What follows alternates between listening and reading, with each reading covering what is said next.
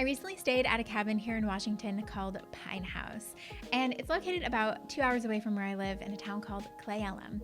And it got me thinking while I was there about this journey that I've been on as a photographer for 7+ years, and just this journey of taking photos, how it's evolved, and now taking videos and making videos for YouTube. And if you're new here, my name is Hannah and I am a travel and nature photographer. And travel and nature, those are really broad topics, but I feel like it's really encompassing of what I do photograph and what I love to document. And whether that's the deep forests here in Washington or far off places like India, or even wildlife, this new journey that I'm on that I never thought I would ever go on.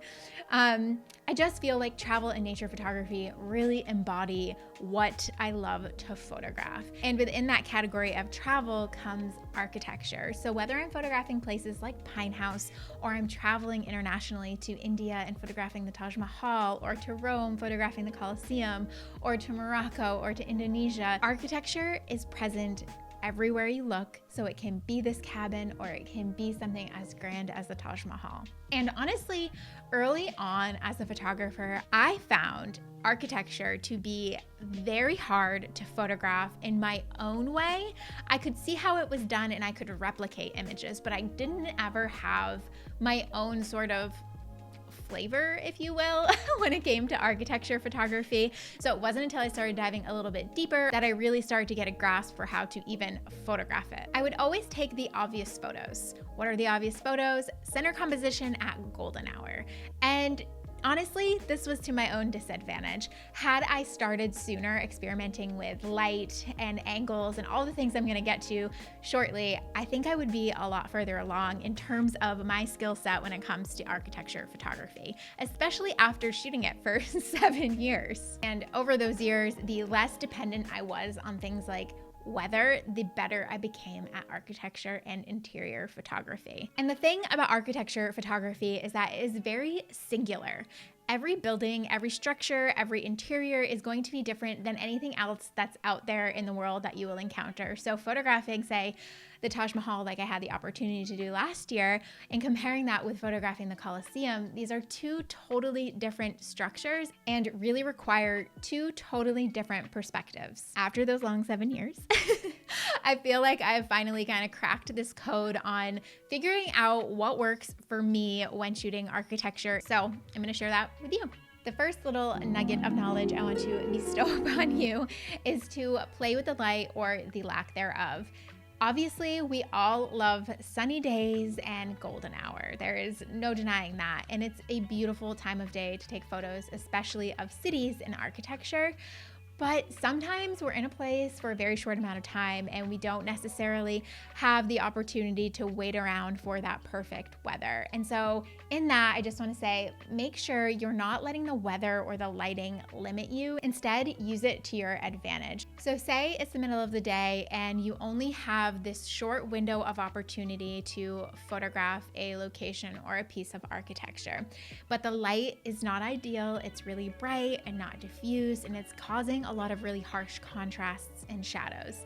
In that, I say use those shadows to your advantage and try and play with different angles, which leads me to the next point I want to share, which is getting creative with your angles. Like different weather situations, different angles can signal different emotional cues to your viewer. And of course, those center compositions sometimes are what a place calls for, but challenge yourself beyond that. Really try to understand this piece of architecture's history and pair that with your unique creative voice to create an image that is uniquely you. And as you're walking around, don't be afraid to step in a little bit closer to capture those detail shots, because oftentimes when we're looking at a very wide scene of a piece of architecture, we really fail to see what the true architecture is, and that is in the details. Let's talk about the Taj Mahal for a second. So we have the Taj Mahal standing in front of us. What is the most magnificent thing about it?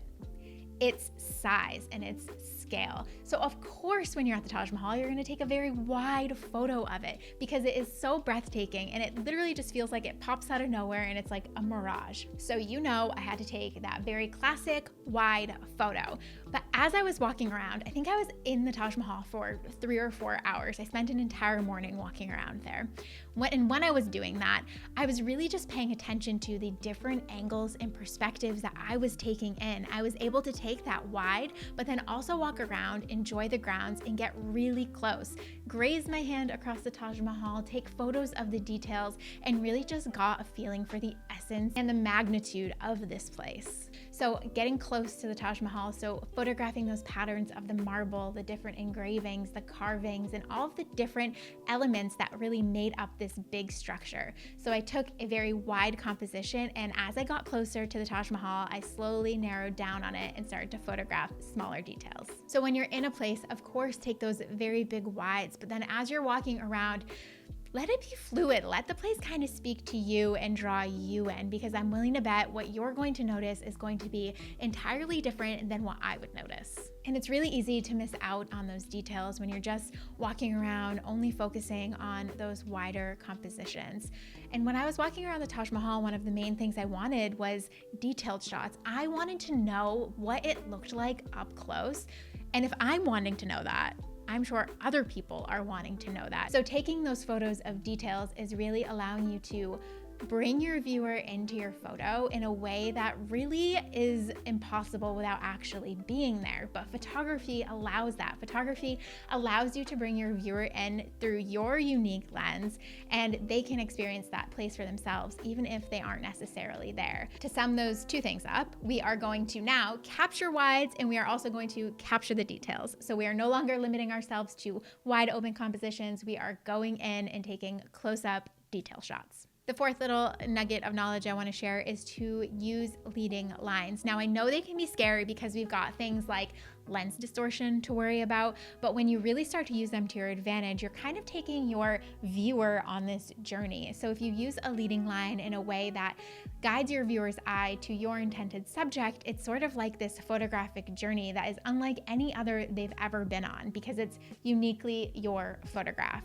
So make sure you're using lines when photographing architecture in interiors. And the last thing I want to touch on before we hop into the technical side of architecture photography is that if you have the luxury of time, visit a place more than once. This is kind of all encompassing of the things that I've just chatted about. So visiting a place more than once definitely means you're going to go at different times of day, which means the light is going to be different, and day to day the weather changes, so the weather is going to be different. And maybe on the second or third time you visit a place, you discover a new angle or a different perspective, or maybe you see a detail that you didn't necessarily see on your first walkthrough. So if you have the luxury of time, use that to your advantage and visit a place more than once. I know for me, if I had had more time, I would have spent probably 2 or 3 mornings photographing the Taj Mahal in Agra at minimum. So take advantage of that time you have and walk around a place. I'm willing to bet that you're gonna walk away with photos that you're super stoked about and photos that you didn't even know that were possible to take in a place because you'd never seen it done before. In summary, moving forward,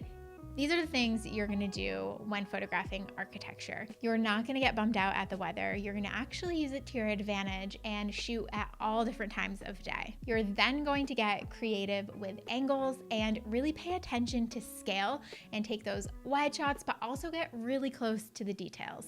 You'll use lines to your advantage, and if you have the luxury of time, you're going to visit a place more than once. Now that we have those things covered, I want to touch on just a few technical things to consider when photographing architecture. Number one is to always research a place beforehand. So understand what the layout of the place is, understand what it even stands for or what it was built for, and use that knowledge to your advantage when photographing it to tell a more comprehensive story of that piece of architecture or interior. And another thing to do prior to going out to your intended destination is to download an app that tells you where the sun is going to be based on the time of day. I will link the app that I use in the description below, but this is really helpful, especially like I said, if you have that luxury of time, it allows you to use the sun and the light to your advantage. And I also always use a tripod when photographing architecture and interiors. Of course, places like the Taj Mahal and Machu Picchu, they don't allow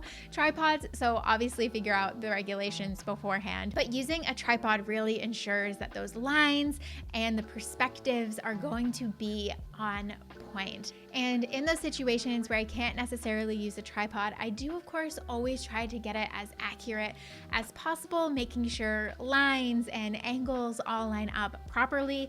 But when you're looking through a very tiny EVF and then on a very tiny screen, there is a lot of room for human error, and that happens sometimes. But thankfully we have tools like Adobe Photoshop and Adobe Lightroom to help correct those perspective warps that happen in camera, because ultimately it can be a little inevitable when we're going around taking photos all handheld. And the last thing that supports me on this architecture and interior photography journey are my lenses. And my camera, of course, but my lenses. If you caught this video, I chatted all things Sony Alpha 24-70 G Master 2 lens. If you watched it, you know that lens is like my child. It's on my camera 90% of the time. I'm obsessed with it. But sometimes 24 millimeters isn't necessarily wide enough for architecture and interiors especially. So that's where my 16-35 G Master 1 lens comes in. And this lens is amazing. Being able to have that 16-35 range is really priceless when it comes to photographing really tight spaces. I put it on my camera a handful of times when I was in India, and I was actually shocked at how much more detail I was able to get. One downfall of wider lenses is the warping on the edges, but I find using the perspective warp tools in Adobe to really correct that in a way that's very accurate. It doesn't necessarily look like it's even been edited. So in all of this, the thing I wish I had embraced sooner was not being so reliant on the weather. Like I said, I was really reliant on golden hour early on, but honestly, I was doing myself a disservice in doing that. Rather than relying on my capabilities as a photographer and storyteller, I was allowing the weather to dictate how I was photographing a place, if I was even going to photograph it at all. So don't be like me and only photograph golden hour. Get out there and just create no matter the weather, no matter the time of day, and take these tips and put them to use in the field next time you're photographing architecture. And as always, thank you so much for watching. It truly means the world to me that you take time out of your busy schedule to sit here and watch my videos. So thank you, and I will catch you in the next one.